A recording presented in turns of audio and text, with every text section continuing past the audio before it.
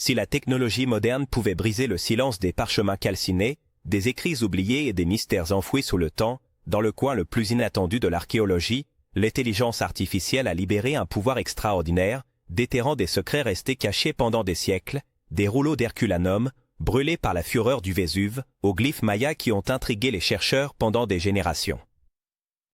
Nous sommes sur le point de plonger dans des histoires qui redéfiniront notre compréhension de l'humanité. Les rouleaux d'Herculanum. Qui aurait pu imaginer qu'une catastrophe naturelle qui a enseveli une ville romaine il y a presque 2000 ans pourrait nous donner accès à un trésor culturel inestimable au XXIe siècle? L'éruption du Vésuve en l'an 79 après J.C. Elle n'a pas seulement dévasté les villes de Pompéi et d'Herculanum, mais elle a aussi conservé une capsule du temps unique. Parmi les vestiges d'Herculanum se trouve la villa des papyrus, où ont été retrouvés des centaines de rouleaux carbonisés, presque impossibles à dérouler sans se désintégrer. Cependant, grâce à la technologie moderne, l'histoire a commencé à parler. En 2023, l'intelligence artificielle, combinée à une source de lumière en diamant, une machine de rayons X de dernière génération, a permis aux scientifiques de dérouler numériquement ces parchemins. Cette machine, qui génère des rayons X, 10 milliards de fois plus brillants que le Soleil, détecte les traces les plus subtiles d'encre sur le fragile papyrus carbonisé. L'un des premiers succès de ce processus a été la lecture d'un seul mot, pourpre. Bien que cela puisse sembler insignifiant, c'était un moment crucial, marquant la première fois en 2000 ans que quelqu'un a déchiffré un fragment de texte de ces rouleaux. Les textes, déchiffrés jusqu'à présent, abordent des concepts philosophiques sur le plaisir et le bonheur, des thèmes fascinants qui reflètent l'esprit de l'élite romaine. Certains chercheurs suggèrent que ces rouleaux pourraient avoir appartenu à des figures importantes de l'époque, peut-être même au beau-père de Jules César, Lucius Calpurnius Piso. Cette découverte nous rapproche non seulement de la pensée romaine, mais soulève également des questions sur la façon dont les anciens interprétaient la vie et l'existence humaine. Écriture de la vallée de l'Indus. Comment un ensemble de symboles anciens peut-il contenir les clés pour comprendre l'une des civilisations les plus énigmatiques du monde? Le système d'écriture de la vallée de l'Indus a déconcerté les académiciens pendant des décennies. Cet ensemble de signes et de figures, utilisé par la civilisation de la vallée de l'Indus il y a plus de 4000 ans, semblait être un puzzle indéchiffrable. Mais maintenant, avec l'aide de l'intelligence artificielle, cette énigme commence à se défaire. Grâce à des algorithmes avancés et à des techniques d'analyse statistique, les scientifiques ont identifié des motifs et des structures au sein des symboles qui suggèrent un système organisé. Loin d'être une collection de dessins aléatoires, cette proto-écriture est considérée comme un précurseur de systèmes plus complexes, un hybride représentant à la fois des sons et des idées.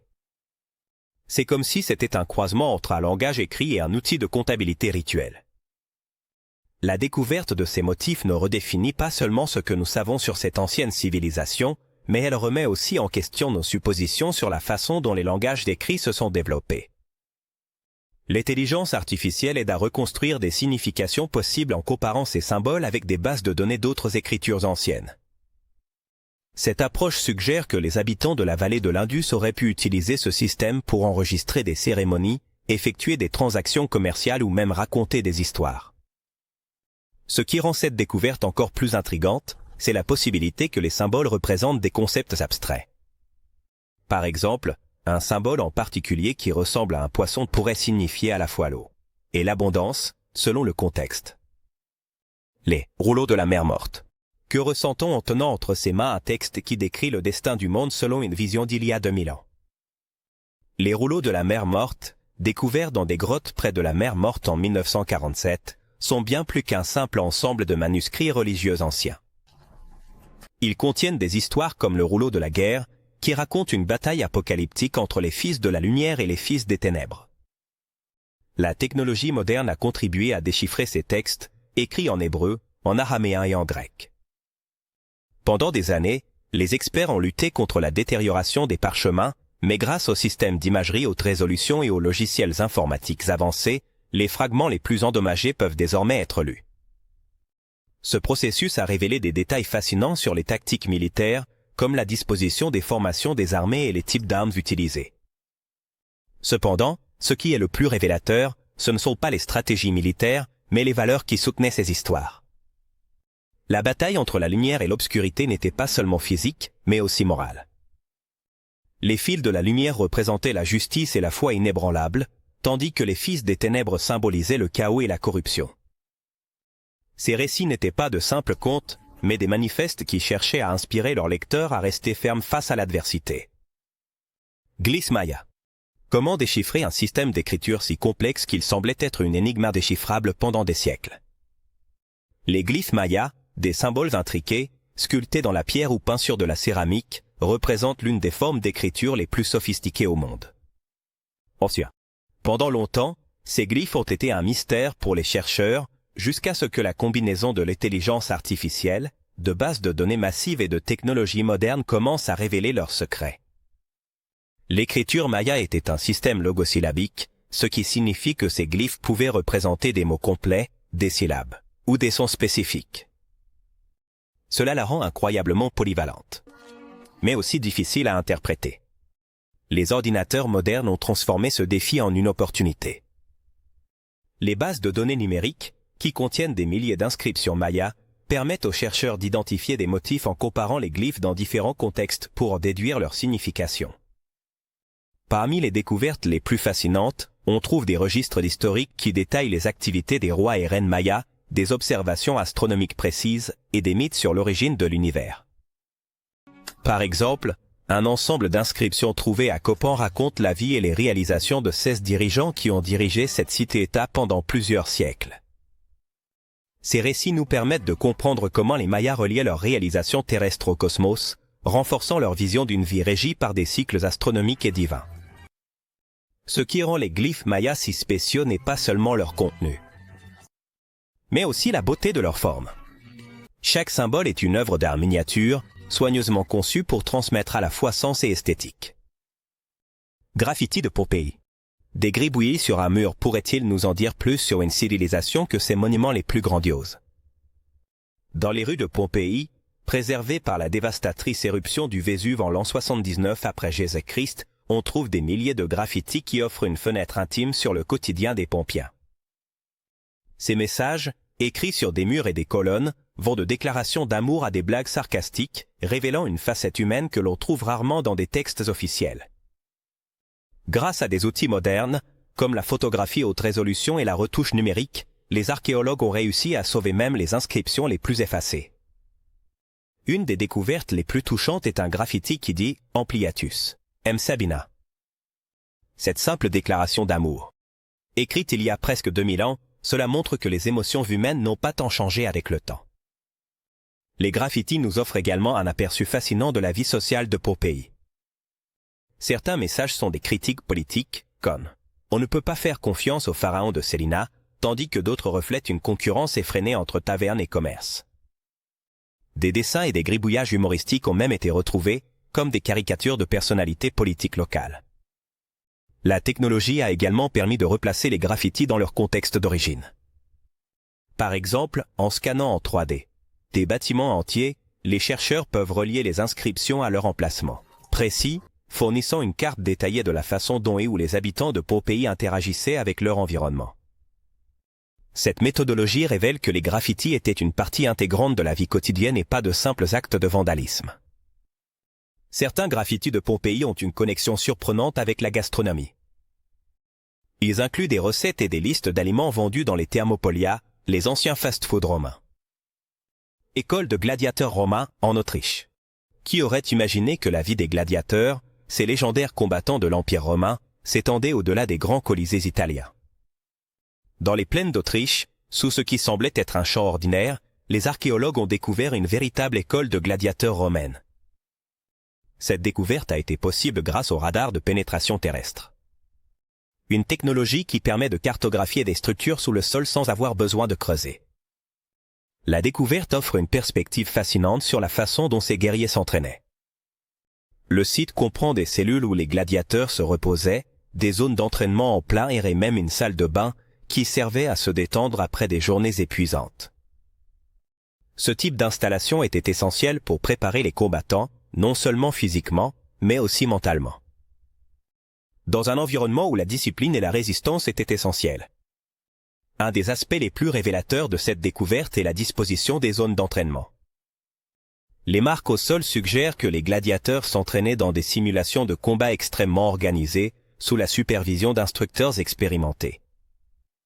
De plus, les outils trouvés, comme des armes en bois et des toits, confirment que la préparation physique était intense et spécifique pour les combats, ce qui rend cette école unique. Cela se trouve en dehors de l'Italie, montrant que les combats de gladiateurs ne se limitaient pas à Rome, mais étaient une forme de divertissement populaire dans tout l'Empire. Cela met également en lumière que les gladiateurs n'étaient pas seulement perçus comme des combattants, mais comme des figures de statut capables d'inspirer les communautés locales. Une des analyses les plus surprenantes du site a révélé des empreintes de chaussures caractéristiques des gladiateurs. Cela indique que même leurs entraînements étaient réalisés avec l'équipement qu'ils utiliseraient lors des combats réels, afin de perfectionner leurs mouvements. La dague de Toutankhamon. Un objet inanimé peut-il révéler des secrets sur la relation d'une civilisation avec le cosmos? La dague de Toutankhamon, trouvée dans la tombe du jeune pharaon, est un exemple parfait. Sa lame, faite de fer, ne provient pas de la Terre, mais d'un météorite. Pendant des décennies, cette composition unique a été un mystère pour les scientifiques. Mais en 2016, une analyse détaillée utilisant la spectrométrie de fluorescence par rayon X a confirmé son origine extraterrestre. La dague n'est pas seulement un chef-d'œuvre de l'artisanat égyptien, avec une lame en fer parfaitement polie et une poignée décorée d'or et de cristaux. C'est aussi un symbole de l'habileté des anciens Égyptiens à travailler avec des matériaux rares et précieux. Le fer était extrêmement précieux à l'époque de Toutankhamon, car son traitement n'était pas encore complètement maîtrisé, ce qui rend cette dague exceptionnelle. Cette découverte met également en lumière la connexion spirituelle que les Égyptiens avaient avec le ciel. Les météorites étaient considérés comme des cadeaux des dieux, et l'utilisation de ce matériau dans un outil aussi symbolique renforce l'importance que l'astronomie avait dans leur culture. Les Égyptiens n'observaient pas seulement les étoiles, mais cherchaient également à intégrer le cosmos dans leur vie quotidienne. Comme le montre cet objet extraordinaire. Des études récentes suggèrent que les Égyptiens auraient pu connaître les propriétés du fer météoritique bien avant l'époque de Toutankhamon, puisque d'autres objets similaires ont été trouvés dans des tombes de périodes antérieures, consolidant ainsi son statut de métal céleste. Les routes romaines. À quel point l'Empire romain était-il connecté? La réponse se trouve sous nos pieds, littéralement. Les voies romaines, ces itinéraires qui reliaient les vastes régions de l'Empire, témoignent de l'habileté des Romains. Créer un réseau de commerce et de mobilité sans précédent. Beaucoup de ces anciennes routes ont été redécouvertes grâce à des technologies modernes comme le lidar, qui permet de voir à travers le terrain et de détecter des structures enterrées. Ces routes n'étaient pas de simples chemins, elles ont été construites avec une ingéniosité qui continue de surprendre les ingénieurs modernes. Les routes étaient conçues avec des couches de matériaux qui assuraient leur durabilité, allant de grandes pierres à la base jusqu'à du gravier à la surface. Certaines avaient même des canaux latéraux pour drainer l'eau, garantissant que les pluies n'endommagent pas leur structure. En plus de leur fonction pratique, les routes avaient un but stratégique.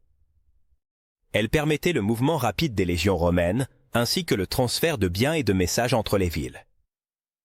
Cela ne facilitait pas seulement le commerce, mais cela renforçait aussi le contrôle politique de l'Empire, s'assurant que même les régions les plus éloignées se sentent connectées à Rome.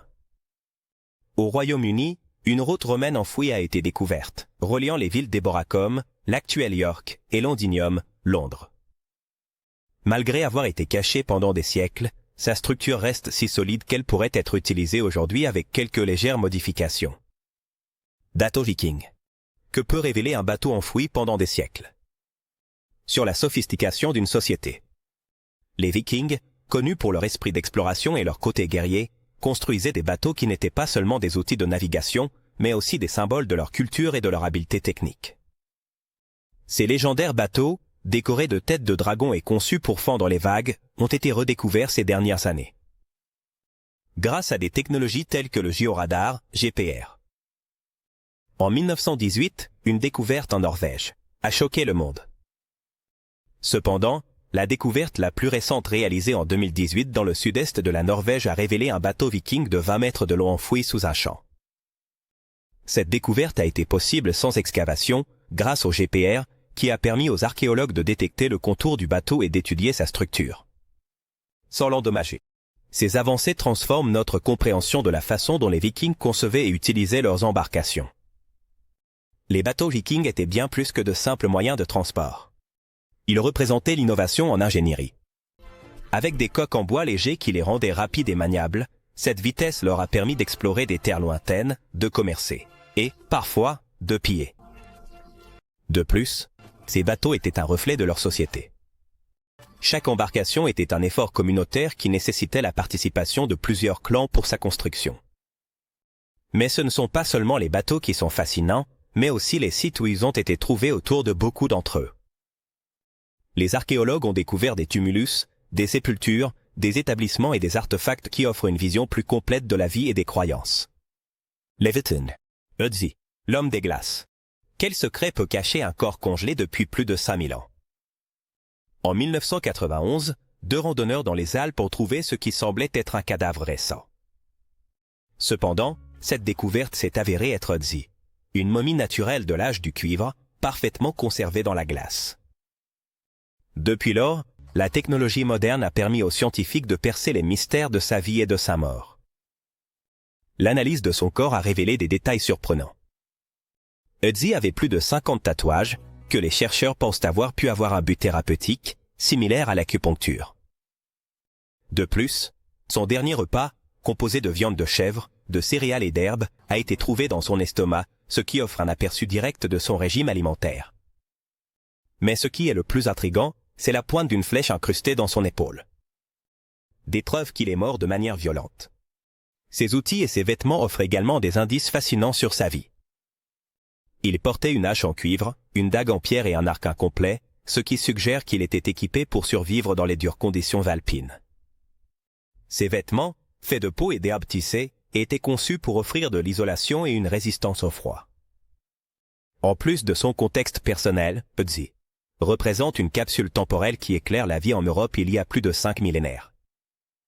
Ces découvertes ont révolutionné notre compréhension de l'âge du cuivre et ont connecté les scientifiques. À une époque où la technologie et la survie étaient profondément entrelacées.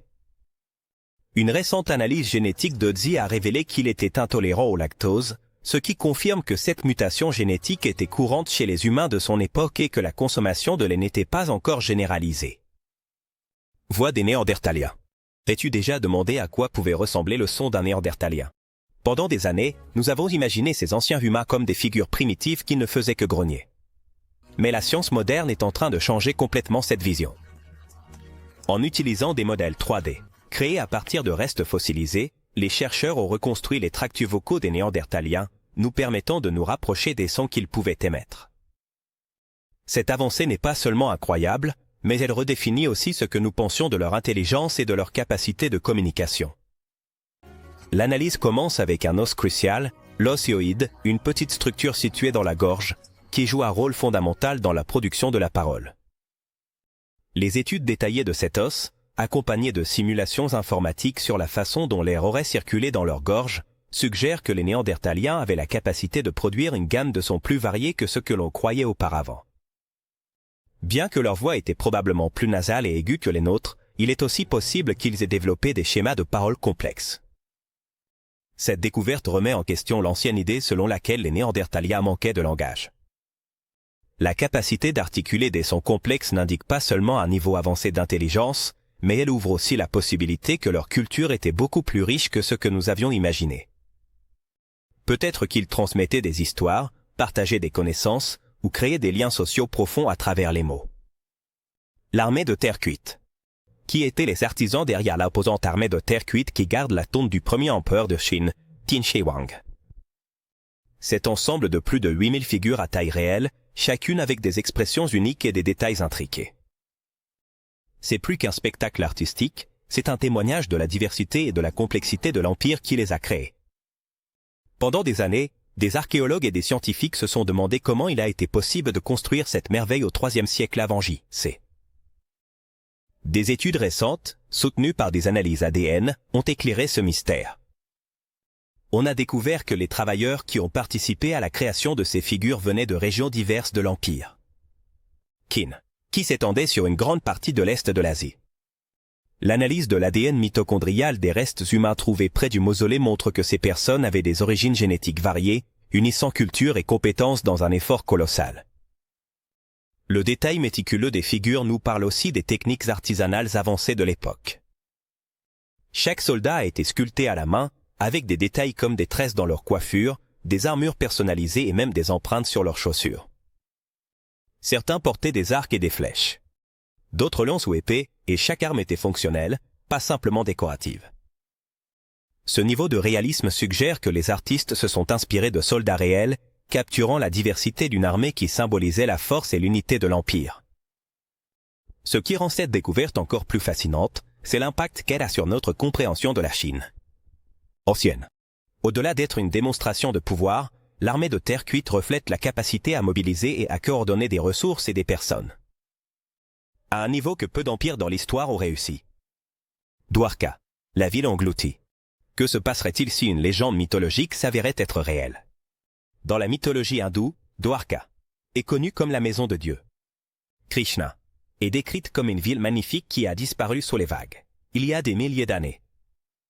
Pendant des siècles, cette histoire a été considérée comme une simple histoire, jusqu'à ce que les archéologues et les technologies sous-marines commencent à révéler des preuves surprenantes de son existence.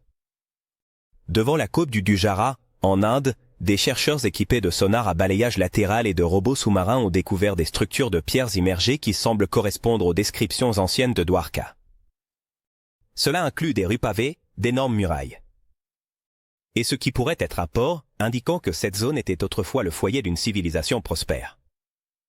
La datation au carbone des artefacts trouvés sur le site, comme de la céramique et des encres en pierre, suggère que ces ruines ont plus de 3000 ans, ce qui les place à l'époque où Dwarka aurait existé, selon les textes sacrés. Ce qui est le plus fascinant dans cette découverte, c'est la façon dont elle combine histoire et mythologie. Selon les légendes, Dwarka était une ville si grandiose qu'elle comptait 70 000 palais, construits en or et en argent, et sa chute sous les eaux est attribuée à la colère divine. Bien que les restes trouvés ne confirment pas ces extravagances, ils montrent qu'il y avait une ville avancée. En cet endroit, cela donne une nouvelle crédibilité aux histoires transmises de génération en génération. L'impact de cette découverte va au-delà de l'archéologie. Dwarka est devenu un symbole de la riche héritage culturel et spirituel de l'Inde. En même temps, cela soulève des questions intrigantes sur combien d'autres mythes à travers le monde pourraient être basés sur des réalités oubliées. L'un des outils les plus innovants utilisés dans l'exploration de Dwarka est un robot sous-marin appelé Samudra Manthan, conçu spécifiquement pour naviguer dans des eaux troubles et examiner en détail les vestiges archéologiques sur le fond marin. Les Thermopolia de Pompéi. Peux-tu imaginer que les anciens Romains profitaient de la restauration rapide il y a presque 2000 ans? Dans les rues animées de Pompéi, les Thermopolia étaient le point de rendez-vous des citoyens raffamés à la recherche d'un repas rapide et bon marché. Ces établissements, avec de grands comptoirs en pierre incrustés de pots en terre cuite appelés dolia, servaient des aliments chauds et des boissons à emporter, bien avant l'apparition des chaînes de restauration rapide modernes. La découverte des Thermopolia, en particulier d'un déterré en 2020 dans un état de conservation incroyable, a transformé notre compréhension de la vie quotidienne à Pompéi. Cet établissement en particulier, décoré de fresques colorées représentant des aliments comme des coqs, des canards et des poissons, était conçu pour attirer les passants avec un menu visuel. Les analyses chimiques effectuées sur les résidus des pots ont révélé que des plats comme des ragoûts de viande, du poisson et des lentilles étaient servis, accompagnés de vin équissé. Les Thermopolia n'étaient pas seulement des lieux pour manger, mais aussi des centres sociaux, où les citoyens romains interagissaient et partageaient des histoires. Il était courant de trouver des clients laissant des graffitis sur les murs, exprimant leur satisfaction ou leur insatisfaction. Avec ce service, ces messages enregistrés nous offrent une fenêtre intime sur leurs pensées, allant de déclarations d'amour à des critiques humoristiques sur les prix. Ce qui est le plus impressionnant, c'est comment la technologie moderne a permis de revivre ces espaces. Des scans 3D et des reconstructions virtuelles ont recréé l'expérience de visiter un thermopolium, nous permettant de déambuler dans ces anciens établissements. Chaque détail, des ustensiles au reste de nourriture, nous transporte à une époque où la vie tournait autour du goût et de la communauté. Anomalie thermique dans les pyramides de Gizeh. Quels secrets les majestueuses pyramides de Gizeh cachent-elles encore? Ces colosses de pierre qui ont défié le temps et l'imagination. Bien qu'elles aient été explorées pendant des siècles, les dernières décennies ont montré qu'il reste encore des mystères cachés dans leur profondeur.